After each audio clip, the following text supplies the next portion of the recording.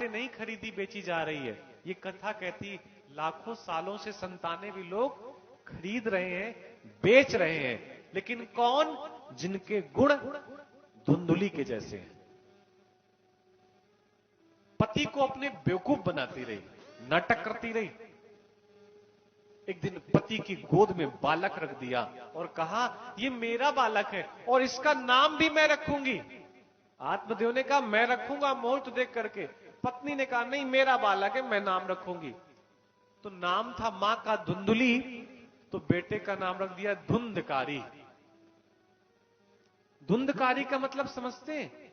सुबह सुबह जब आप 7 बजे इस महीने पे उठते हैं तो बादलों में एक धुंध छाई रहती है, और ये धुंध क्या करती है? सूर्य के प्रकाश को धरती पर आने नहीं देती। या यूं समझिए, जो आत्मदेव के जीवन का प्रकाश है, उस प्रकाश को धुंधली धुंधकारी तक पहुंचने नहीं दे रही। धुंध है ना, कोहरा है ना, फॉग है ना, जो एक आत्मदेव जैसे विद्वान ब्राह्मण के ज्ञान को अपने बेटे तक नहीं पहुंचने दे रही। जो फल था गाय को खिलाया, फल तो व्यर्थ कभी जाता नहीं, फल तो फल होता है। गाय ने भी एक बालक को जन्म दिया। बालक के कान बड़े थे, पिता ने बालक का नाम रखा गोकर्ण। गो का मतलब गाय, और कर्ण बड़े थे, कान बड़े थे, गाय के जैसे थे, और गाय का बालक भी था तो नाम रख दिया गोकर्ण। दोनों को पढ़ने के लिए काशी भेजा गया। दोनों 6 महीने बाद पढ़ करके आए, लेकिन दोनों अपने अपने गुणों से संपन्न थे। गोकर्ण पंडितो ज्ञानी धुंधकारी महाखलः। जो गोकर्ण जी महाराज थे वो तो पंडित बन करके आए। पंडित का मतलब विद्वान, जाति नहीं। पंडित का मतलब विद्वान, जाति तो ब्राह्मण होती है। जो विद्वान है उसे पंडित कहा जा सकता है। आप कभी उन कलाकारों के बीच में बैठिए जो बड़े बड़े कलाकार होते हैं, नाम मिलेगा पंडित ये, पंडित वो, पंडित ये हिंदुओं में अपनी प्रथा है। मुस्लिमों में जाएंगे तो उस्ताज, उनको उस्ताज कहा जाता है, जो विशेष किसी विद्या में निपुण होते हैं। और अपने सनातन धर्म में जो किसी विशेष विद्या पे निपुण होते हैं उन्हें पंडित कहा जाता है। गोकर्ण जी तो पंडित बनकर के आए, विद्वान बनकर के आए, लेकिन जो धुंधकारी था, महाखला, खल कहते हैं दुष्ट व्यक्ति को, बहुत बड़ा दुष्ट बनकर के आया, खल बनकर के आया, चोर बनकर के आया, लुटेरा बनकर के आया, डाकू बनकर के आया। पढ़ने एक ही विद्यालय में गए थे, पढ़ने एक ही विद्यालय में गए थे, पढ़ाया भी एक ही अध्यापक ने था। पालन पोषण करने वाले माता पिता भी एक ही थे, लेकिन संतान की राय की थी। तो जिसकी संतान थी, लक्षण तो उसी का लेकर के आएगा ना। गोकर्ण जी तो वेद कथा श्रवण कराने चले गए और धुंधकारी अपना काम करने लगा। जुआ का मतलब होता है कि बिना श्रम के पैसा पैदा करना, बिना पसीना बहाए पैसा पैदा करना, इसको जुए की प्रवृत्ति कहते हैं। और धुंधकारी यही करने लगा। और जुए का एक ही नियम है कि भैया बार बार नहीं जीतोगे। कुछ बहुत सारे घरों में आपको एक घर ऐसा मिलेगा, बहुत सारे घरों में, कि जुआ खेलने के बाद उसका घर बन गया हो। घर बनने का मतलब केवल घर ही बना होगा और कुछ नहीं बना होगा। बाकी तो सब लोग लुटते ही हैं, क्योंकि जीतने वाले के बाद लोग कह देते हैं कि आप जीत गए, चलो कुछ पार्टी करते हैं। तो हारने वाले के तो पास कुछ बचा नहीं है, और जो जीत गया है उससे लुटवाने के लिए लोग तैयार हैं। तो दोनों की स्थिति लगभग एक जैसी रहती कि नहीं रहती? बोलो भाई। हारने वाला तो गम में डूबा हुआ है और जीतने वाला खुशी में उड़ा रहा है, और थोड़ी देर बाद दोनों बराबर हो गए। बोले ना तेरे पास भी कुछ बचा ना मेरे पास कुछ बचा, अब चल हम दोनों लोग एक ही साइकिल में चलते हैं। जुआ खेलने लगा, मदिरा का सेवन करने लगा। धन कहां व्यर्थ में खर्च किया जाए, आसान तरीका है, मदिरा का सेवन करने लगे।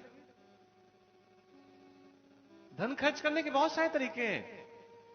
लेकिन सत्संग में धन खर्च किया जाए, कथा भागवत में धन खर्च किया जाए, ये बड़ी बात है। गोकर्ण जी तो चले ही गए थे। धुंधकारी अपने घर से रोज पैसा लेकर के जाता। एक दिन मना कर दिया मां ने, तो मां को पीटा भी। जलती हुई लकड़ी मां के मुंह पे लगा दी कि धन दे, नहीं तो मैं तुझे मार दूंगा। और भैया उस समय तो एक ही धुंधकारी था। आजकल पेपर में आप रोज पढ़ते होंगे, रोज, कि बेटे ने मां को 50 रुपए के लिए मारा, 10 रुपए के लिए मारा। और कभी कभी तो ये आता है कि 5 रुपए के लिए भी मार डाला। और ये बेटे के लिए नहीं, किसी के लिए भी। मां भी कहीं मर गई, पिता भी कहीं मर गए जाकर के। 5 प्रकार की वैश्याओं को धुंधकारी अपने घर पे ले आया।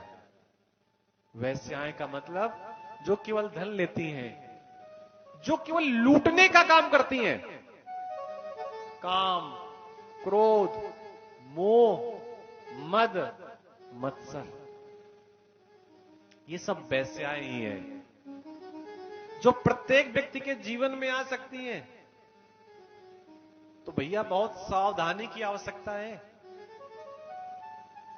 जब काम महादेव के पास पहुंचा, तो महादेव ने काम को नष्ट कर दिया तीसरी आंख खोल करके। और जब काम हमारे पास पहुंचता है, तो हम भी प्रयास करते हैं काम को नष्ट करने का। श्रम करने का प्रयास नहीं करते, उद्योग करने का प्रयास नहीं करते, काम को नष्ट करने का प्रयास करते हैं। लेकिन सही बात है, काम मर ही नहीं सकता। बगल में कोई गाड़ी लेकर के आया है, 4 पहिए की नई गाड़ी, पड़ोसी लेकर के आया। हमारे मन में कामना जगी कि इसके पास तो गाड़ी आ गई, मेरे पास नहीं है। हमने क्या किया, रात में उठाया पत्थर, उसके शीशे में फेंक कर मार दिया। नष्ट करने का प्रयास किया ना, नष्ट तो कोई चीज नहीं होगी, थोड़ा मन को तसल्ली मिल गई। हाँ, एक व्यवहार ये हो सकता था कि किसी की गाड़ी देख करके हम भी प्रयास करते कि जितना इसने श्रम किया है, हम भी श्रम करेंगे तो इससे बड़ी गाड़ी लाएंगे। बोलो भाई। तो भैया काम नष्ट नहीं हो सकता। 5 वैश्याओं को घर पे ले आया, एक दिन राजा के धन को चुरा लिया। तो जो वैश्याएं थी, वैश्याओं ने सोचा कि इसने चोरी कहां की है, राजा के यहां। और राजा के यहां चोरी की है, पकड़ा जाएगा, मारा जाएगा, तो इसको तो मरना ही है।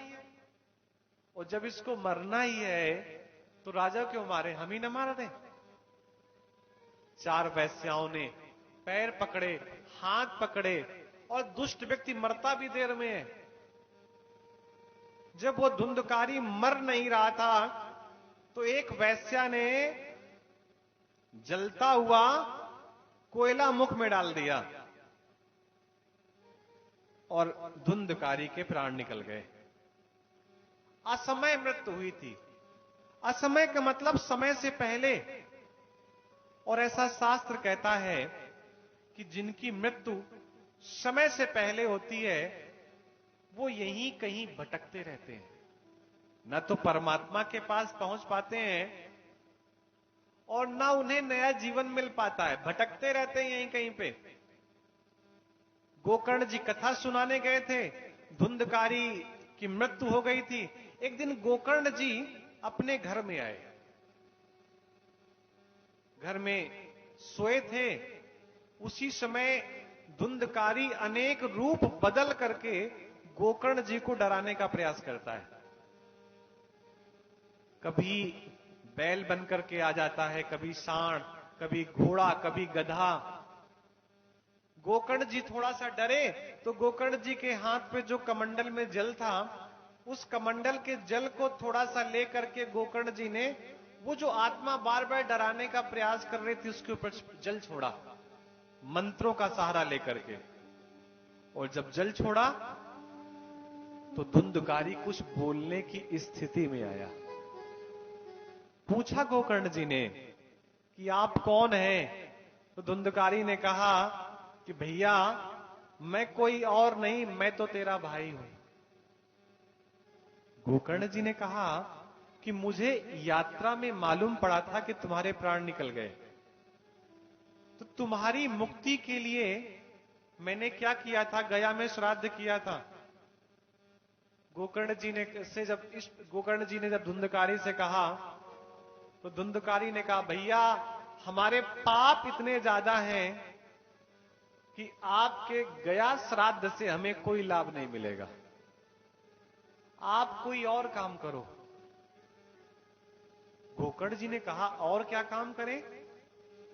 अपने गांव के ब्राह्मणों से गोकर्ण जी ने पूछा कि और क्या किया जा सकता है। तब कुछ लोगों ने उन्हें सलाह दी। सूर्य भगवान ने आकाशवाणी के माध्यम से कहा कि अगर इस मृत आत्मा को श्रीमद् भागवत कथा श्रवण कराई जाए, जो भूत बन गई है, प्रेत बन गई है, तो निश्चित इस मृत आत्मा को भी लाभ मिलेगा और मुक्ति मिल जाएगी। गोकर्ण जी ने भागवत कथा सुनाई। कहीं बैठने की जगह नहीं थी, 7 गांठ का बांस था, उसी बांस में धुंधकारी जाकर के बैठ गया। 7 दिन तक कथा हुई, प्रत्येक दिन एक एक गांठ टूटती रही।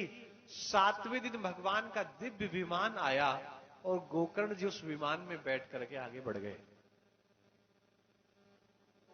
धुंधकारी गोकर्ण जी ने पूछा विमान चालकों से कि कथा तो यहां सभी ने सुनी, लेकिन विमान आप एक ही लेकर के आए, वो भी किसके लिए? धुंधकारी के लिए, बाकी सब लोगों के लिए लेकर के क्यों नहीं आए? तो उन चालकों ने एक ही जवाब दिया कि पंडित जी, गोकर्ण जी से कहा कि पंडित जी कथा तो यहां सभी ने सुनी है, लेकिन जो धुंधकारी है उसने कथा सुनी भी है, कथा गुनी भी है, और 7 दिन तक कथा के चिंतन में ही रहा है। तो कथा के चिंतन में लगातार 7 दिन रहने का परिणाम यह है कि इनको मुक्ति आसानी से मिल गई और आपको मुक्ति आगे मिलेगी, इसका मैं आश्वासन देता हूं। तो इस प्रकार महात्म की कथा यह कहती है कि अगर कोई भूत प्रेत भी बन गया हो तो उसको अगर कथा श्रवण कराई जाए तो मुक्ति मिल जाती है। और आपके गांव में तो भैया हर साल कथा होनी चाहिए, क्योंकि एक घाट बन रहा है बगल में भी, तो थोड़ा भय भी है कि पता नहीं किसकी मुक्ति हो किसकी ना हो।